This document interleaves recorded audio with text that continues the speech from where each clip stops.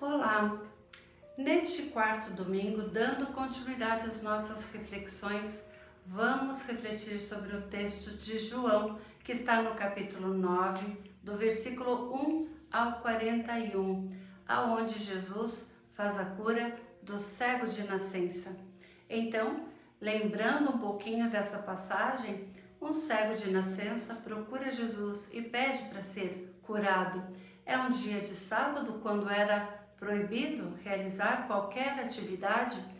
Jesus então se compadece deste homem, se abaixa, faz um lodo, pega terra, joga saliva, faz um lodo com essa terra, coloca nos olhos do cego e pede que ele vá até a piscina lavar o seu rosto, e ele então é curado.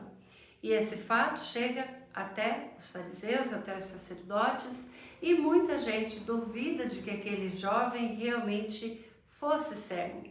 E uma grande discussão então começa entre os discípulos, perguntando para Jesus quem pecou, se foi o pai, se foi a mãe, se foi o próprio cego. E Jesus então, com toda a sabedoria, ele diz que não houve pecado algum, mas aquilo aconteceu para que a glória de Deus fosse manifestada. Fazendo uma relação então com a campanha da fraternidade, fraternidade e pão. Hoje eu quero propor que a gente reflita quem são os verdadeiros cegos da nossa humanidade, do nosso tempo. O maior cego é aquele que não quer ver a grandiosidade de Deus acontecendo na história, ao longo da história da humanidade. Numa passagem deste mesmo evangelho, Jesus diz: "Eu sou a luz do mundo". E novamente nós voltamos a refletir qual é a maior necessidade vivida pelas pessoas no mundo de hoje. Qual é a cegueira? Qual é o motivo das pessoas não enxergarem que todos nós podemos nos saciar deste pão espiritual? Todos nós podemos perceber a glória de Deus sendo manifestada ao longo da nossa vida. Mas todos nós, muitas vezes, somos cegos a ponto de deixar todas as coisas, as tragédias, tomarem conta da nossa visão, e a gente muitas vezes começa a ver somente aquilo que é ruim e não consegue perceber a ação de Deus também agindo na humanidade ainda hoje. Essa, sem dúvida alguma, é a pior cegueira do ser humano. Não perceber a ação de Deus ao longo da nossa história. E quando nós falamos, dai-lhes vós mesmos de comer, o lema da campanha da fraternidade, nós estamos sendo também convidados a enxergar o quanto nós somos capazes e nós podemos agir, atuar, trazendo muito mais vida espiritual para as pessoas que estão ao nosso redor. Aquelas pessoas que muitas vezes não enxergam a grandiosidade de Deus, também não conseguem perceber que elas já foram saciadas da sua fome, mas se recusam e preferem muitas vezes ficar na escassez, na miséria, nessa miséria espiritual, longe do convívio do nosso Salvador.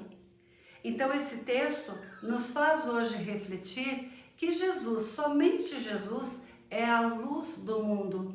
Somente Jesus ilumina o nosso caminhar.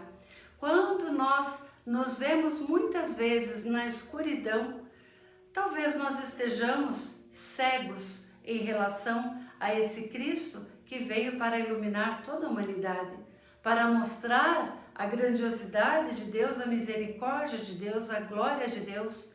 Então, quando nós olhamos, e muitas vezes isso acontece na nossa vida, nós pensamos que estamos sendo castigados por Deus, aí sim se faz presente a cegueira. O nosso Deus não é um Deus opressor. Nosso Deus é um Pai misericordioso. Se as coisas acontecem na nossa vida muitas vezes de uma maneira que nós não gostaríamos, é porque nós precisamos perceber a grandiosidade, a misericórdia de Deus agindo na nossa vida naquele momento.